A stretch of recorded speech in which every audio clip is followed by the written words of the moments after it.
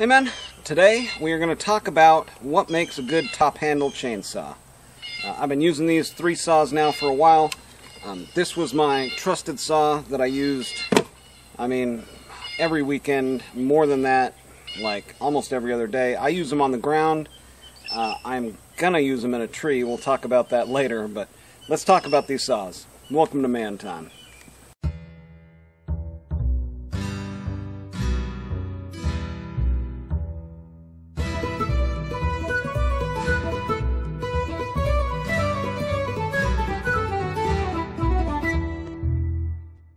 What makes a good top handle chainsaw?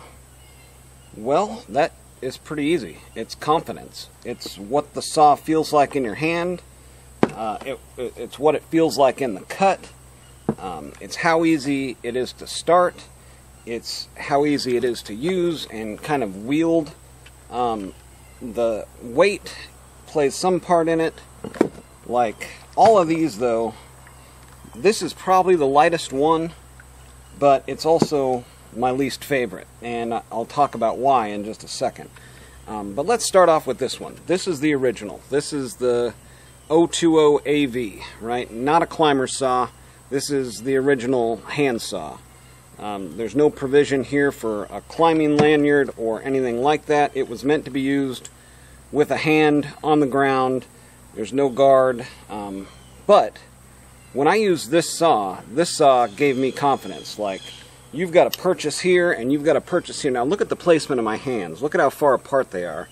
I've got one hand, even when they're close like that, see how my hand is a little further back? And the grip on this, the width of it, like how it fits in your hand, the placement of the trigger, like everything on this, I just feel like it's kind of the perfect saw for me. And using it one-handed, and I think a lot of it is like the fulcrum, right? Like the bar's out here and I'm holding it here, but I've got a good purchase on that handle. And when I'm digging in, and let me just show you here from what I'm looking at. When I'm digging in with it, you know, it's the hand further back like that and the hand up here is what really kind of gives me control over the chainsaw. Gives me the confidence, right? Well, this saw is, it's impossible to find spare parts for anymore. So I went to this saw. And this saw, when I'm using this two-handed, like going through a cut, and it's just leaking bar oil all over, but let me show you the purchase of your hands on this one. Like, they're touching. Like, there's nowhere to kind of like get a good purchase on it. I always feel like I'm too far forward on it, and if there was any kickback, you know, I mean, look at your hands are touching up here to actually be able to use the brake. Otherwise you're out here and the brake is, you know, you can't even use it. So this one does not give me confidence when I'm using it two-handed and going through like a bigger cut like that. One-handed it does feel pretty good, but still I feel like I don't know, it's kind of like a large hand thing, projectile firing machine versus a lightweight one. That big one absorbs a lot of that recoil, where the little one, you know, it's kind of flipping and flopping and commanding your hand versus you commanding it. Same thing here. So this one here, this one has turned into my favorite saw now. And a lot of that, again, is the purchase. I'm a little bit further back. The width and the girth of the handle really fits my hand. And look at this special little feature. Right there. It's got a little thumb knot. Like specifically so you can use it one-handed and have that confidence in that cut. To be holding it, you know, fighting against that kickback, and it just gives you confidence, in my opinion. Let's get in here and get a close-up of like each of these saws and get a real good look at them and talk about some of the good things and bad things about all of them. So first and foremost, we have the original 020 AV. Now this is like everything on this is metal, magnesium. It's got two case halves here and here. It's got a Pro Saw design where the jug is back here, and you've got a split tank here for the lower end. Exhaust off of this side. It's got a flow through, so you've got the carb on this side, right, with your air filter right here. It flows straight through the piston. Out the other side is a straight out exhaust. And you've got your plug kind of facing the intake, which isn't ideal, but it's still not too bad. I'm going to be doing some work on this one, and maybe even trying to get it running. I've got a little bit of a tree job coming up here. Some other features on this one, like everything is accessible from the top. You got your pull cord and recoil, choke, carb adjustments here. You've got gas and oil right here. You know, your half throttle right there with just the push of a button and the slide of that. You know, everything is just super accessible and super ergonomic. Again, the purchase of the saw, you're back here a little bit, you're on the back half of the saw. You know, you're talking about, when you're talking about kickback, you're talking about the fulcrum, right? You're talking about it's going to kick from the tip of the bar, which is going to be out here somewhere. And when it's kicking back, you're holding it here, which is the force opposite of the kickback, and then you're holding it here, which is kind of the fulcrum. So this one has a good balance between, you know, hand placement, ergonomics, and, you know, fighting against that kickback if there was one. So the other one here that I got when this one finally decided to die on me was the Husqvarna, and this one's modeled after the 200T. And on the back side of it here, it's got the carburetor, the airbox, the intake going into the jug here. Now this one has the same design as that one with the jug facing this way, split case design. Down here, you've got bar oil, gas on one side here. You've got carb adjustments on the other side here. And then, you know, your main controls on the top, which is going to be on, off, and your pull cord recoil there. But your hand and the placement of your hand is way up here, and the fulcrum is right beside that. So you don't have that force fighting against the kickback. If that saw is coming back, I mean, there's nothing really I feel like I can do when I'm perched way up here on the saw. You know, it's just, and maybe climbers, like people in a tree, don't have to worry about kickback so much as somebody on the ground going through a bigger cut. But I mean, I kind of think they do, right? I mean, that doesn't make sense to me anyway. Anyway, all right, so there's that one. Problem with this one is this the AV mounts on this one, rubber melted onto metal. I've had to replace this one twice now. I'm on my third one. Part of the problem here, I think, is this handle. It's kind of not shaped quite right. I think that's part of the problem, but yeah, I don't know. It's just not very good. So on the other hand, you've got this one, and let's look at all the features on this one. So you got gas and oil. Gas is going to be down here, oil's up here.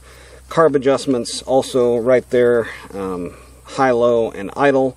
So pretty much everything you're doing like on this side as far as both tuning and servicing.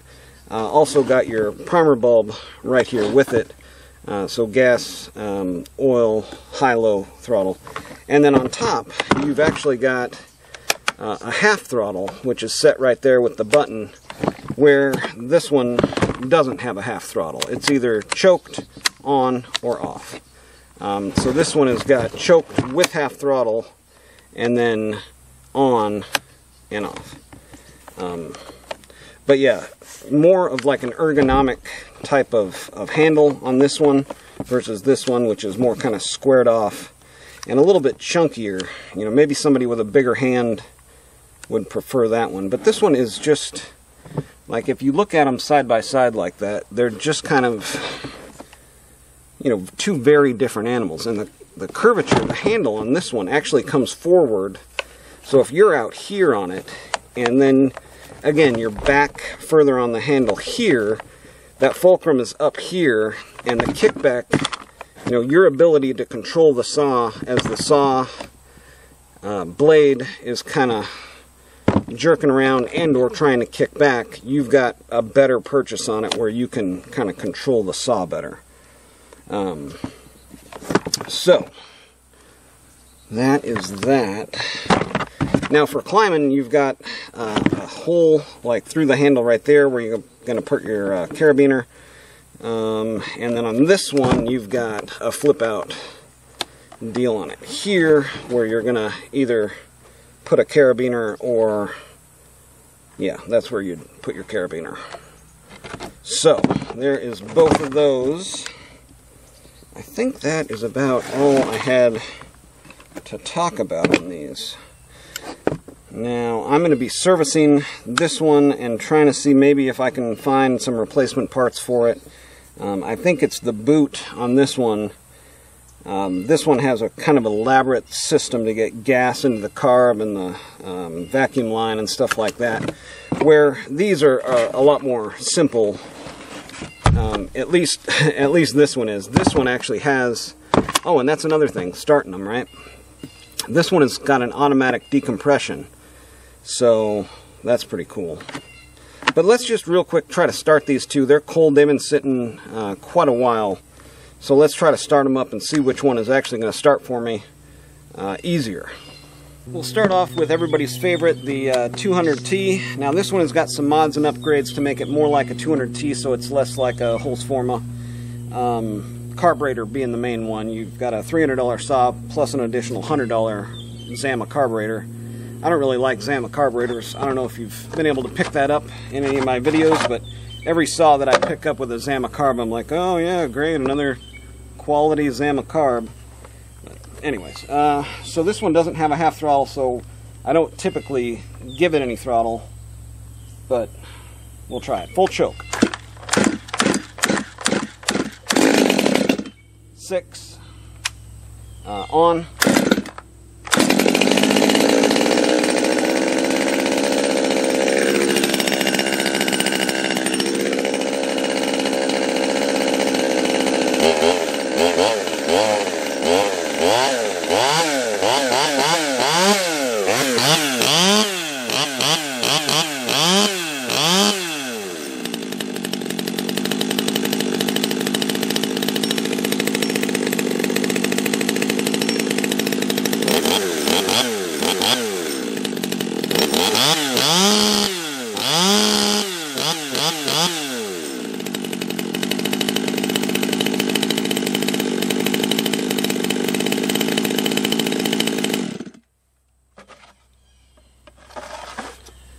Yeah, I try to run my saws just a little bit rich there. It also helps with the starting most times.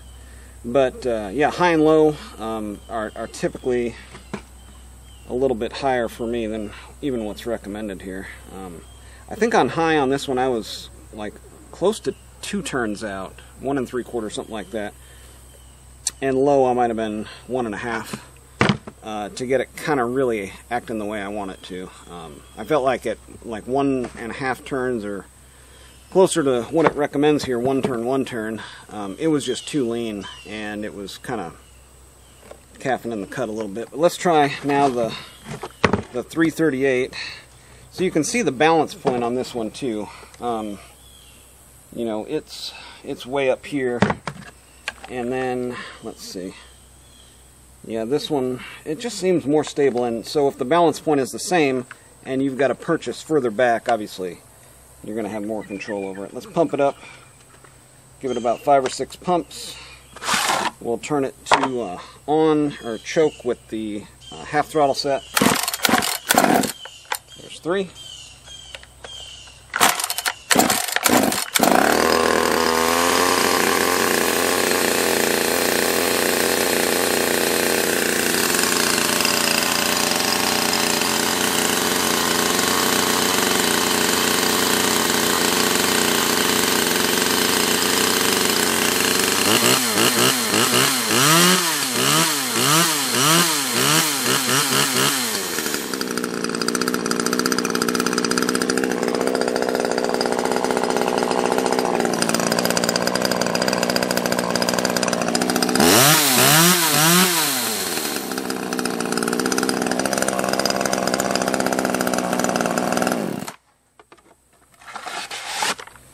Yeah, something about this one, again, confidence, I think is the right word there. This one gives me more confidence than this one does. And I think in a tree-like situation, which I'm going to be having to do here, I've got a huge oak tree, red oak tree, maybe the biggest one in Texas. I don't know. I mean, I don't see too many of them around here. It's massive, massive oak tree. And it's the perfect, it looks like a gigantic globe. You know exactly what trees look like in pictures. But it got struck by lightning, like right in the center stem, and it's completely dead. It looks like it's cracked most of the way down. So I'm going to have to get up in there, and so I'm going to have to, you know, choose and figure out which one of these I'm going to bring with me. Definitely not going to be this one. This one, the only downside that I really see is the small gas tank. So I'm going to have to figure out some way to carry up gas with me if I bring this one. And then, again, the downside of this one, it's actually lighter, so that's better, but the confidence that it's going to give me. So, anyways, that's how I look at a top handle climber arborist chainsaw, and what I look for. Again, I don't use it as an arborist in a tree, but I mean, I manage, you know, hay farming and forestry and my own property with them, and this one so far has given me the best confidence to use on the ground. Smaller stuff, bigger stuff, most power. I think actually this is the most powerful top handle chainsaw at 40 cc. So anyways, it's the one I like. If you want to see me trying to climb a tree and use this stuff in a tree, go ahead and subscribe now. You might, if you miss it, you might, my man time might be coming to a short end. But that's going to do it for today on Man Time, guys. Get out there, grab you a little handsaw and get after it. Have you some man time, too.